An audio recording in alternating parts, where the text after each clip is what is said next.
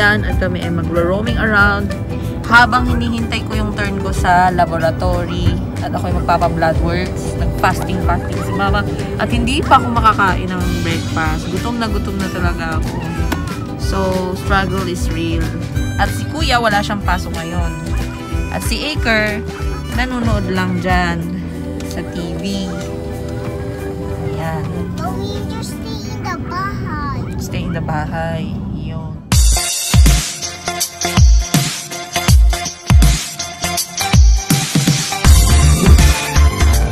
So, eto guys, yung dating neighborhood namin. Nung kauna-unahang pagkarating ko dito. Ayan. Ayan. Makikita nyo. Pine House Drive. Ayan. Ito ay care home. Clinic. Pine House Clinic. Diyan kami dati nag-rent ng apartment sa Wimbledon. Teka lang. Ayan, yung batik-batik na ano. Yan, nanooban na yan. Yan. Yan, dyan kami sa pangatlong building pa sa likod. Yan.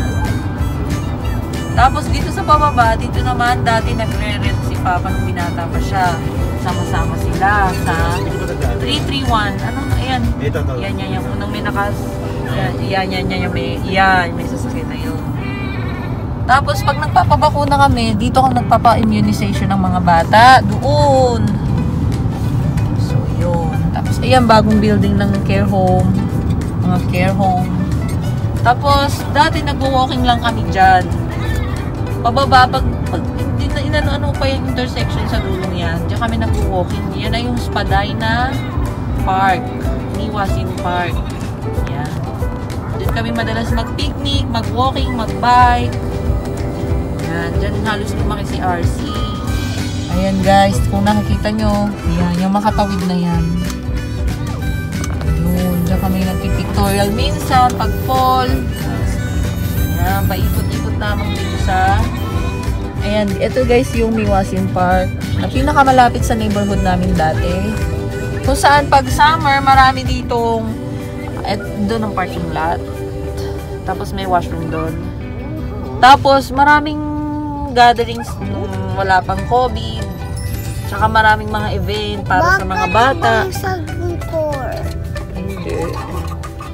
Ayan, dito kami naggagala din pag winter.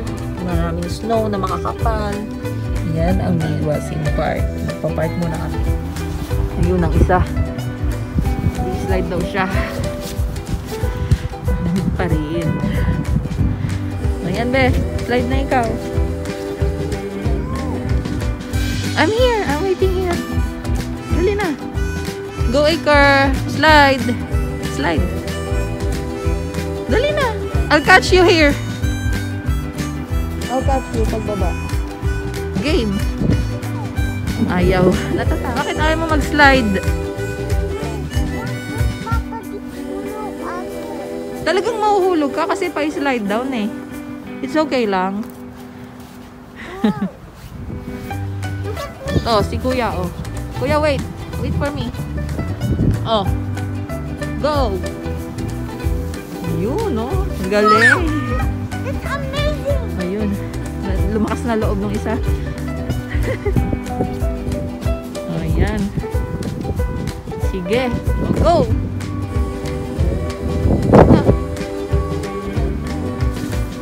Wow! Go! Bitaw na! Yay! Aba! Ang galing! Okay! You did it!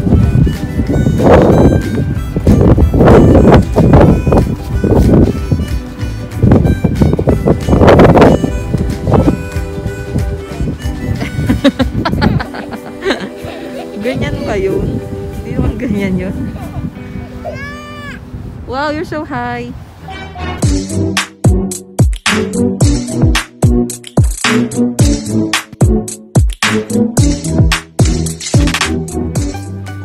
So, ayun guys. Nandito na kami sa loob. At mag-storytelling na lang tayo about my pregnancy stories kay RC at kay Aker. So, unahin natin si RC. So, si RC nung pinanganak, siya ay premature baby. Tapos, siya ay mga 8 months, kulang siya ng 1 buwan. Tapos, in-induce si mama no, nung pinanganak si Aker kasi, si RC, na-induce kasi, sabi ng aking obigani, hindi daw lumalaki si RC sa loob ng tiyan ko. So, ayun, in-schedule na ako for, induce. Tapos, mga 16 hours ako nag-labor kay RC bago siya lumabas. Kasi pinapahilab pa yung tiyan ko. May nilagay sa akin na ripening balloon sa aking cervix para bumuka yung cervix ko. Tapos yun na. Paglabas ni RC, ayun. Siya ay isa na ang ganap na eto, tingnan nyo.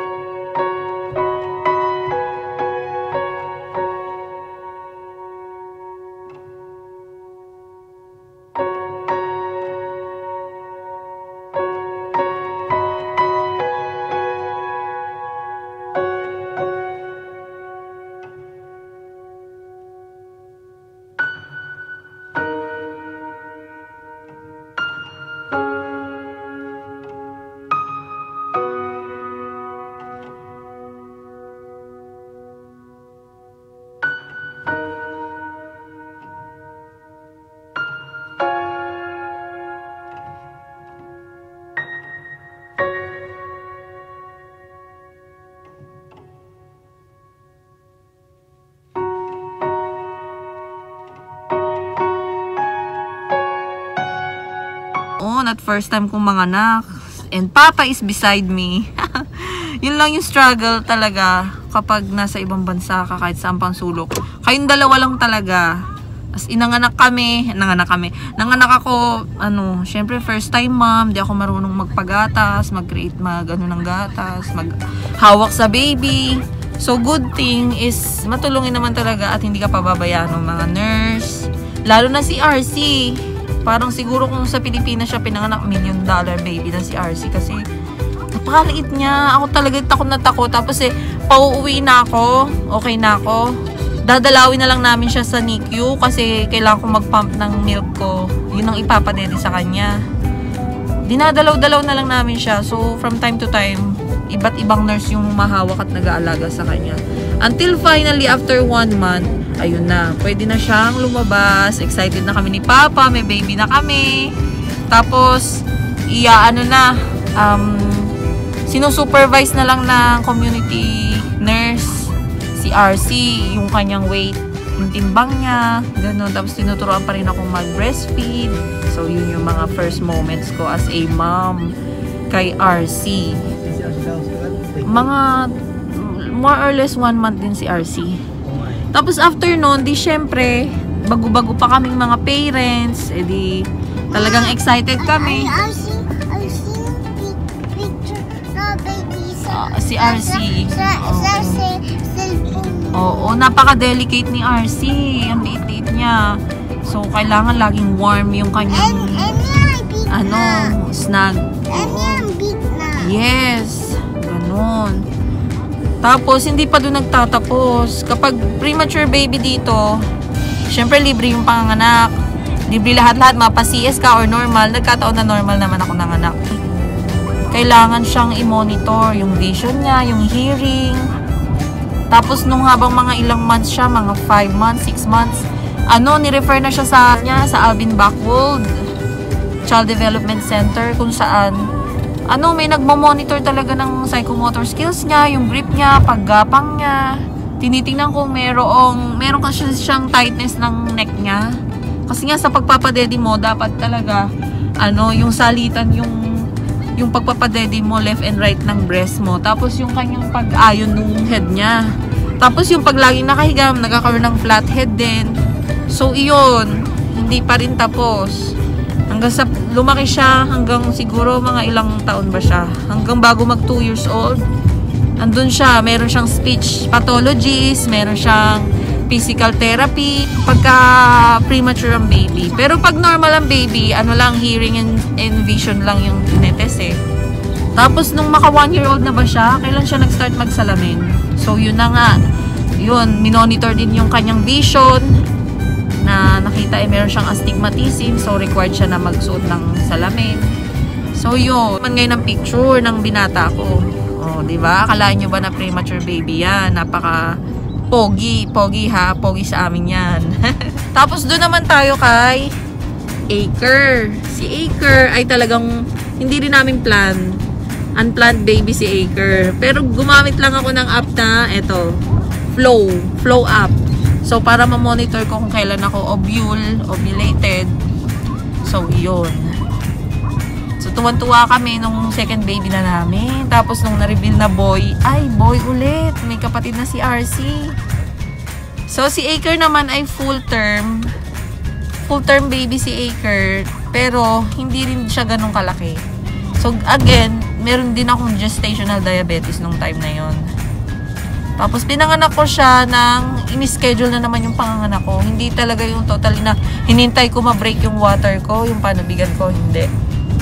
So, ayun yung nangyari kay Aker. Pinanganak ko siya, nag-labor ako mga 14 hours kay Aker. Tapos, medyo malaki siya ng konti kay RC. Pero, nag-stay pa kami ng 4 days sa hospital. So, yung struggle namin na manganganak ako, iiwanan namin si RC. Hinabili namin kila Nanay Del. Shoutout kay Nanay Del. Ayan.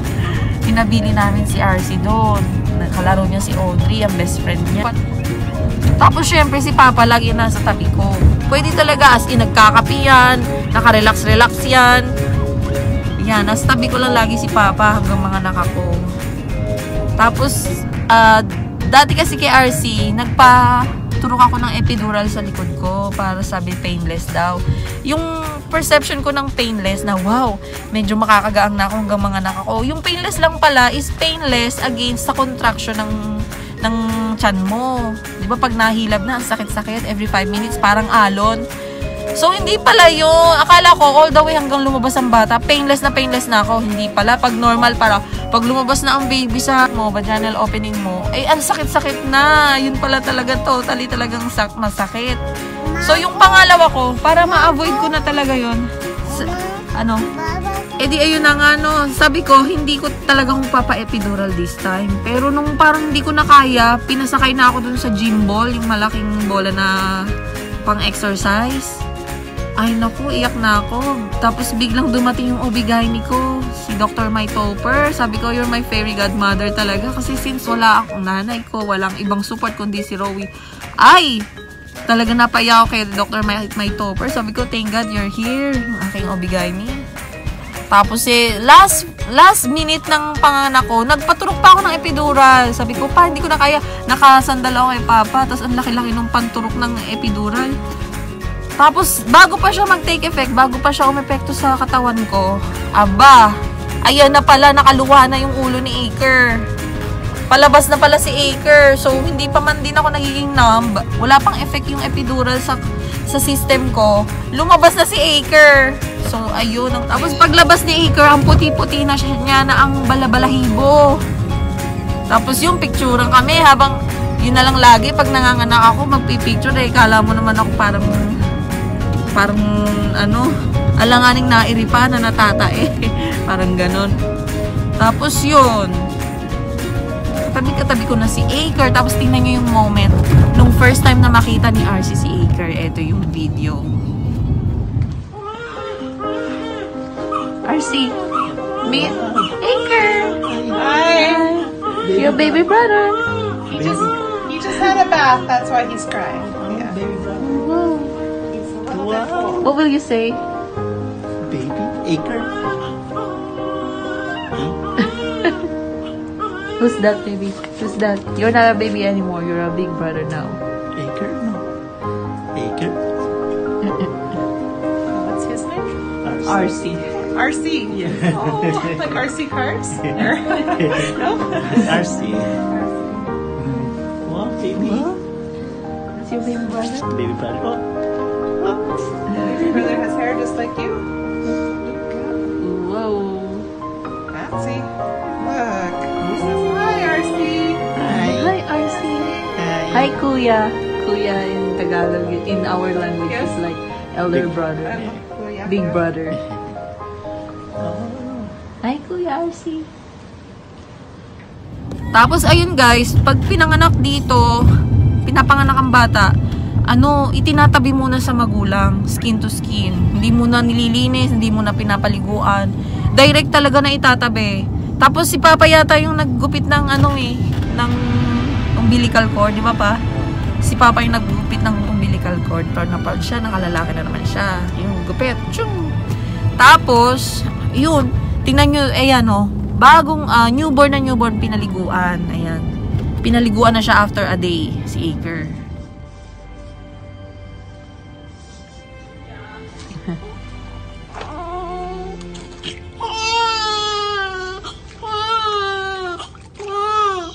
Okay. He's just complaining. He's not crying.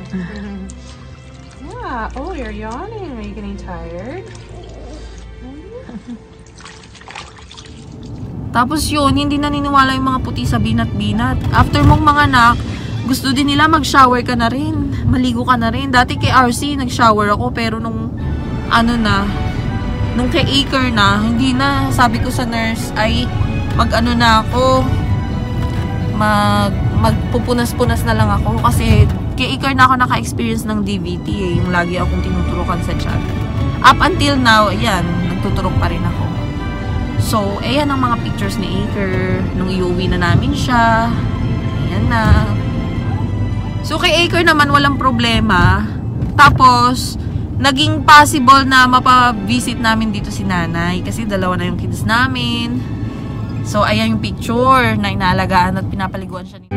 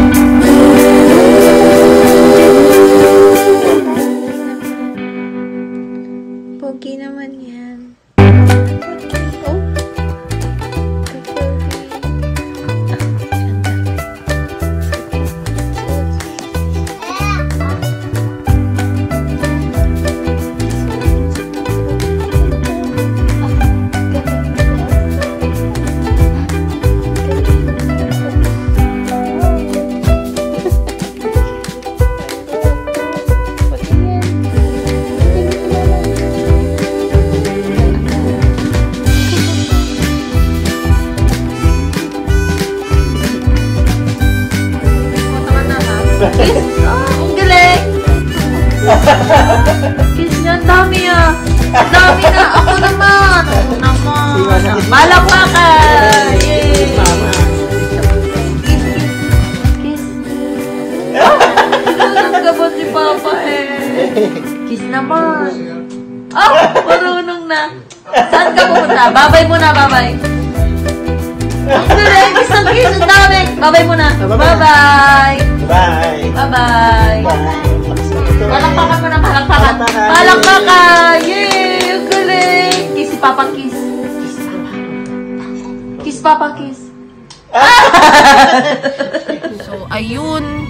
And that's our story of our pregnancy. How about your story? So, tell me more about your pregnancy story and share it with us. Thank you so much and don't forget to subscribe to our channel. And don't forget that every day is new challenges in life. So, don't be afraid to try something new and be better. Bye-bye. Say bye-bye, guys. Bye-bye, Aker.